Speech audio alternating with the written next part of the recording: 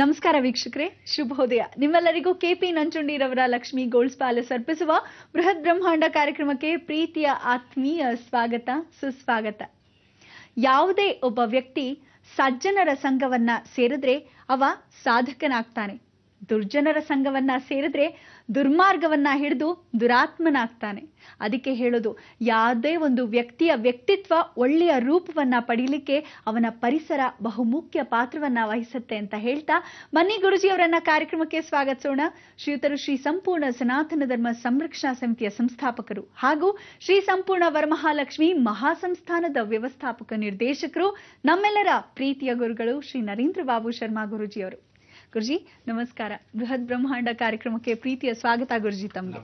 ಗುರುಜಿ, ಸೋಮವಾರದ ಈ ಶುಭ ದಿನ ಯಾವ ವಿಶೇಷ ಮಾಹಿತಿ ಸಿದ್ಧಗಂಗಾ ಕ್ಷೇತ್ರದ ಕುರಿತು ತಿಳಿಸ್ಕೊಡ್ತಾ ಇದ್ದೀರಾ? ಎಲ್ಲ ವೀಕ್ಷಕ ಬಾಂಧವರಿಗೆ ಪರಿಪೂರ್ಣವಾದ ಸ್ವಾಗತ ನಿಮ್ಮೆಲ್ಲರ ಬ್ರಹ್ಮಾಂಡ ಲೋಕಕ್ಕೆ. ಇವತ್ತಿನ ದಿವಸ ಬ್ರಹ್ಮಾಂಡ ಲೋಕದಲ್ಲಿ ಜಗತ್ತಲ್ಲಿರ್ತಕ್ಕಂಥ ಎಲ್ಲವೂ ಅಡಗಿದೆ ಅಂತ ಯಾವುದೇ ಒಂದು ನಾವು ಕಾರ್ಯಕ್ರಮಗಳು ಮಾಡಿದಾಗ ಆ ಒಂದು ಕಾರ್ಯಕ್ರಮದಲ್ಲಿ ಬ್ರಹ್ಮಾಂಡ ಅಂತ ನಾಮಕರಣ ಮಾಡಿದ್ದೇ ನಾವು. ಇದಕ್ಕೆ ವಿಶೇಷವಾಗಿ ಇಂಥ ಒಂದು ಬ್ರಹ್ಮಾಂಡ ಲೋಕದಲ್ಲಿ ಜಗನ್ಮಾತೆ ಕೃಪಾ ಕಟಾಕ್ಷವಾಗಿದ್ದಾಗ ಇದರಲ್ಲಿ ನಾವು ಅಡಗಿರತಕ್ಕಂಥದ್ದೇನು, ಇಡೀ ವಿಶ್ವದಲ್ಲಿರತಕ್ಕಂಥ ಎಲ್ಲ ವಿಚಾರಗಳು, ಎಲ್ಲ ವಿಶೇಷಗಳು ಎಲ್ಲವೂ ಅಡಗಿದೆ. ಅದರಲ್ಲಿ ಸಂಸಾರ ಸಾಗರ, ಜ್ಯೋತಿಷ್ಯ, ಪಾಂಡಿತ್ಯ, ರಸಮಯವಾಗಿರತಕ್ಕಂಥ ಸಂಗೀತ, ಮನೋರಂಜನವಾಗಿರತಕ್ಕಂಥ ದಿವ್ಯಚೇತನ ಎಲ್ಲವೂ ಭಗವಂತನ ಕೃಪಾ ಕಟಾಕ್ಷಲಾಗತ್ತೆ. ಕ್ಷೇತ್ರ ಮಹಿಮೆ, ಆ ಕ್ಷೇತ್ರದಲ್ಲಿ ವಾಸವಾಗಿರತಕ್ಕಂಥ ಒಂದು ಇತಿಹಾಸವೇ ಹೌದು. ಅಂದರೆ ನಾವು ಒಂದೊಂದು ಕ್ಷೇತ್ರವನ್ನು ತೋರಿಸ್ತಾ ಬಂದಾಗ ಆ ಕ್ಷೇತ್ರದಲ್ಲಿ ದೇವತಾ ಅನುಗ್ರಹ ಇರುತ್ತೆ. ಆದರೆ ಈಗ ತೋರಿಸ್ತಾ ಇರತಕ್ಕಂಥ ಕ್ಷೇತ್ರ ಶ್ರೀ ಕ್ಷೇತ್ರ ಅಂತಕ್ಕಂಥ ವಿಚಾರ.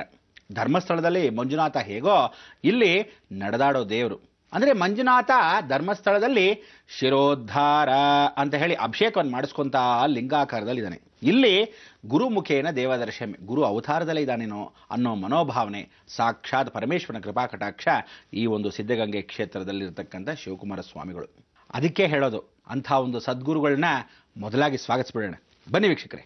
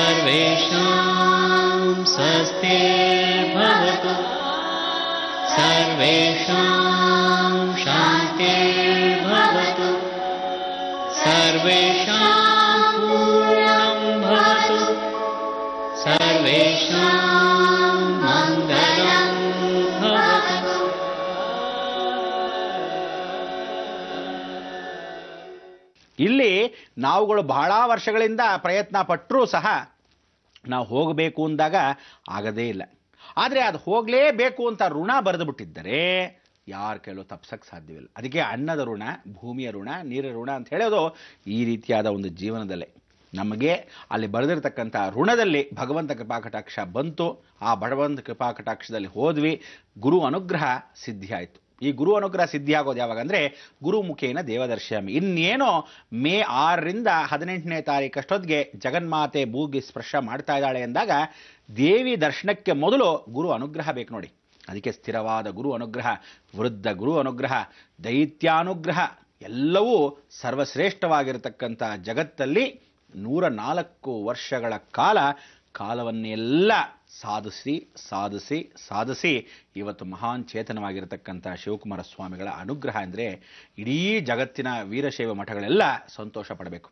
ಏಕೆಂದರೆ ಎಲ್ಲ ವೀರಶೈವ ಮಠಗಳಲ್ಲಿ ಇವತ್ತು ಒಂದು ಸಂಪ್ರದಾಯ ಸಂಸ್ಕೃತಿಯನ್ನು ಎತ್ತಿ ಹಿಡಿದು ಇವತ್ತಿನ ದಿವಸ ಬಸವಣ್ಣವರ ಏನು ಮಾಡಿದ್ದಾರೆ, ಅಕ್ಕಮಹಾದೇವಿಯವರು ಏನು ಮಾಡಿದ್ದಾರೆ, ಯಡಿಯೂರು ಸಿದ್ಧಲಿಂಗೇಶ್ವರರು ಏನು ಮಾಡಿದ್ದಾರೆ, ಆ ಸಾಧಕರನ್ನೆಲ್ಲ ಸಾಧನೆಗಳನ್ನು ಏಕೋಭಿರಾಮ ಅಂಥೇಳಿ ಒಬ್ಬರಲ್ಲೇ ಆ ಒಂದು ರಾಮ ಬಿಲ್ಲು ಬಾಣ ಇಟ್ಕೊಂಡು ಒಬ್ಬನೇ ಕೋದಂಡ ರಾಮನಾಗಿ ನಿಂತ್ಕೊಂಡ ಹಾಗೆ ನಮ್ಮ ಬ್ರಹ್ಮಚಾರಿಗಳಾಗಿರ್ತಕ್ಕಂಥ ಶ್ರೀ ಶ್ರೀ ಶ್ರೀ ಶಿವಕುಮಾರ ಸ್ವಾಮಿಗಳು ಜಗದ್ಗುರುಗಳು ಅಂದರೆ ಸಾಕ್ಷಾತ್ಕಾರ. ಪ್ರತಿಯೊಬ್ಬರು ನಾನು ಜಗದ್ಗುರು ಅಂತ ಹೇಳ್ಕೊಂಡ್ಬಿಡ್ತಾರೆ. ಆದರೆ ಗುರುಗಳು ಇತಿಹಾಸದಲ್ಲಿ ಇದುವರ ತನಕ ನಾ ಭೂತೋ ನ ಭವಿಷ್ಯತಿ ಅವರಿಗೆ ಬಂದಿರತಕ್ಕಂಥ ಪಟ್ಟವನ್ನು ಯಾವ ಕಾಲಕ್ಕೂ ಅವರು ಸ್ವೀಕರಿಸಲೇ ಇಲ್ಲ. ಮನದಾಳದಿಂದ ಅವರೇನು ಹೇಳ್ತಾರೆ ಅಂದರೆ, ಅಯ್ಯೋ ನಾನು ಬರೀ ಶಿವನ ದಾಸ, ಎಷ್ಟೋ ಅಷ್ಟೇ, ನನ್ನ ಕೈಯಲ್ಲಾದ ಮಟ್ಟಿಗೆ ನಾನು ಮಾಡಬೇಕು, ಭೂಮಿಗೆ ಬಂದಿದ್ದೀನಿ, ಮಾಡಿಕೊಂಡು ಹೋಗ್ತಾ ಇದ್ದೀನಿ, ಅಷ್ಟೇ ವಿನಃ ನನ್ನದೇನೂ ಅಲ್ಲ ಅಂತ ಹೇಳ್ತಾರೆ. ಇಂಥ ಒಂದು ನಿಸ್ವಾರ್ಥ ಸೇವೆ, ಇಂಥ ಒಂದು ನಿಸ್ವಾರ್ಥ ಮನೋಭಾವನೆ ಜಗನ್ಮಾತೆ ಕೃಪಾಕಟಾಕ್ಷಕ್ಕೊಬ್ಬರಿಗೆ ಸಾಧ್ಯ. ಇಲ್ಲಿ ಗಂಗೆ ಆಗಿರತಕ್ಕಂಥ ಜಗನ್ಮಾತೆನೇ ಸ್ವತಃ ಗಂಗಾಧರೇಶ್ವರ. ಒಂದೊಂದು ಕಡೆ ಉಮಾಮಹೇಶ್ವರ ಅನ್ಸ್ಕೊತಾನೆ. ಯಾಕೆ ಉಮಾಮಹೇಶ್ವರ ಅನ್ಸ್ಕೊಂತಾನೆ? ಪಾರ್ವತಿ ಇರ್ತಾಳೆ, ಪಾರ್ವತಿಗೆ ಶಕ್ತಿ.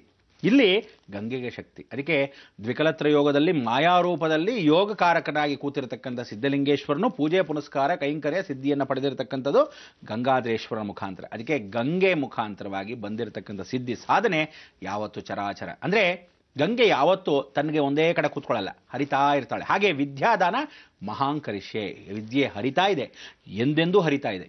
ಅದಕ್ಕೆ ಉದ್ವಾನ ಸ್ವಾಮಿಗಳು ಅಂತ ಹೇಳಿ, ಉದ್ದಾನ ಸ್ವಾಮಿಗಳು ದೊಡ್ಡ ಜಗದ್ಗುರುಗಳು. ಅವರ ಕಾಲದಲ್ಲಿ 1905ರಲ್ಲಿ ಜಾತ್ರೆಯನ್ನು ಪ್ರಾರಂಭಿಸಿದ್ರು. ಈ 1905ರಲ್ಲಿ ಜಾತ್ರೆಯನ್ನು ಪ್ರಾರಂಭಿಸಿದಾಗ ಪ್ರಾರಂಭಿಸಿದ್ದು ಹೇಗಿತ್ತು ಏನು ಗೊತ್ತೇ ಇಲ್ಲ. ಯಾಕೆಂದರೆ ಎಷ್ಟೋ ತಲೆಮಾರುಗಳು ನೋಡಿದ್ದೇ ಸಾಧ್ಯ ಇಲ್ಲ. ಹೌದಾ, ಇಂಥ ಒಂದು ದೊಡ್ಡ ಜಾತ್ರೆ ನಡೀತಿದ್ದ? ಹೌದು, 18 ಗ್ರಾಮಗಳು, 18 ಊರುಗಳು, ಎಷ್ಟು ಜನ, ಲಕ್ಷಾಂತರ ಜನ. ಹಬ್ಬ ಅಂದರೆ ಒಂದು 25-26 ಲಕ್ಷ ಜನ ಇರಬಹುದೇನೋ. ಅಷ್ಟು ಲಕ್ಷಾಂತರ ಜನ ಆ ಕಾಲದಲ್ಲಿ ಜಾತ್ರೆ ಸೇರ್ತಾ ಇದ್ರು ಅಂದರೆ ನಿಜಕ್ಕೂ ಹೆಮ್ಮೆಯ ವಿಚಾರ. ಇವತ್ತು ಒಂದು ಜಾತ್ರೆ ಆದರೆ ಅಯ್ಯೋ ಪಕ್ಕದೂರಲ್ಲಿ ನಮಗೇನು ಬೇಕು ಅನ್ನೋ ರೀತಿ ಇದ್ದೀರಾ ಜನಗಳು. ಹಾಗೆಲ್ಲ ಮಾಡೋ ಹಾಗಿಲ್ಲ. ಪ್ರತಿಯೊಬ್ಬರು ಜಾತ್ರೆ ಮಾಡೋದು ಏನಕ್ಕೆ ಅಂದರೆ ಭಗವಂತನ ಆಶ್ರಯದಲ್ಲಿ ನಾವುಗಳೆಲ್ಲ ಪಳಗಿದ್ದೀವಿ. ಭಗವಂತನ ಸೇವೆಗೆ ಅವನು ಭೂಮಿಗೆ ಬಂದಾಗ ಆ ರಥೋತ್ಸವ, ಉತ್ಸವ, ಪಲ್ಲಕ್ಕೋತ್ಸವ, ತೆಪ್ಪೋತ್ಸವ, ಈ ಉತ್ಸವಗಳೆಲ್ಲ ಪಾಲ್ಗೊಂಡಾಗ ಅವನ್ನ ನಾವು ಆ ರೀತಿ ಆನಂದವಾಗಿ ನೋಡೋದೇ ಈ ಒಂದು ವಿಶೇಷವಾಗಿರತಕ್ಕಂಥ ರಜತ ಮಹೋತ್ಸವ. ಇಂಥ ಒಂದು ರಜತ ಮಹೋತ್ಸವ ಇವತ್ತು ದೊಡ್ಡ ಉತ್ಸವನೇ. 24ನೇ ತಾರೀಕು ಬಹಳ ಚೆನ್ನಾಗಾಯಿತು ಉತ್ಸವ. ಇಂಥ ಉತ್ಸವದಲ್ಲಿ ಪ್ರತಿನಿತ್ಯ ಆ ಉತ್ಸವ ನಡಿಬೇಕು. ನೀವು ಸಣ್ಣ ಪುಟ್ಟ ಉತ್ಸವ ಮಾಡ್ಕೊತಾ ಇರ್ತೀವಿ. ಆದರೆ ಸಣ್ಣ ಪುಟ್ಟ ಉತ್ಸವದಲ್ಲಿ ದೊಡ್ಡ ಉತ್ಸವ ಆಗಬೇಕು ಅಂದರೆ ದೈತ್ಯ ಅನುಗ್ರಹ ಬೇಕು. ದೈತ್ಯ ಅಂದ್ರೇನು? ರಾಕ್ಷಸ ಸ್ವರೂಪ. ರಾಕ್ಷಸರೆಲ್ಲ ಹೇಗಿದ್ರು? ಬಹಳ ದೊಡ್ಡದಾಗಿದ್ರು. ಆದರೆ ರಾಕ್ಷಸರು ಅಂದೇ ಇದ್ದ ಹಾಗೆ ಆ ದೈತ್ಯ ರಾಕ್ಷಸ ಸ್ವರೂಪದಲ್ಲಿ ಇದ್ದವರೇ ಭೂತಗಣಗಳು. ಭೂತಗಣಗಳು ಏನು ಅಂದರೆ ಉದ್ದಾನ ಸ್ವಾಮಿಗಳಿಗೆ ಬಹಳ ವಿಶೇಷವಾಗಿರ್ತಕ್ಕಂಥ ಭೂತಗಣಗಳೆಲ್ಲ ಸಹಕಾರ ಮಾಡಿತ್ತು. ಆ ಪಾತ್ರೆ ತಗೊಂಬ ಇಲ್ಲಿ ಅಂದರೆ ಸಾಕು, ದೊಡ್ಡ ದೊಡ್ಡ ಪಾತ್ರೆಗಳನ್ನ ಎತ್ಕೊಂಬರೋದು ಆ ಭೂತಗಣಗಳೇ ಸ್ವತಃ ಎತ್ಕೊಂಬರೋದು. ಅದಾದ ಮೇಲೆ ಈ ಪೂಜೆ ಕೈಂಕರ್ಯಗೆಲ್ಲ ಹೂವು ಹಣ್ಣು ಎಲ್ಲ ಬೇಕು, ರೆಡಿ ಮಾಡು, ಸಿದ್ಧಿ ಮಾಡು ಅಂದರೆ ಎಲ್ಲ ರೆಡಿ ಆಗೋದು. ಹಾಗೆ ಇವತ್ತಿಗೂ ಆ ಉದ್ದಾನ ಸ್ವಾಮಿಗಳಿಗೆ ಎಷ್ಟು ವಿಶೇಷ ಅಂದರೆ ಶಿವಕುಮಾರ ಸ್ವಾಮಿಗಳ ಜಗದ್ಗುರುಗಳು ಅವರ ಗುರುಗಳು.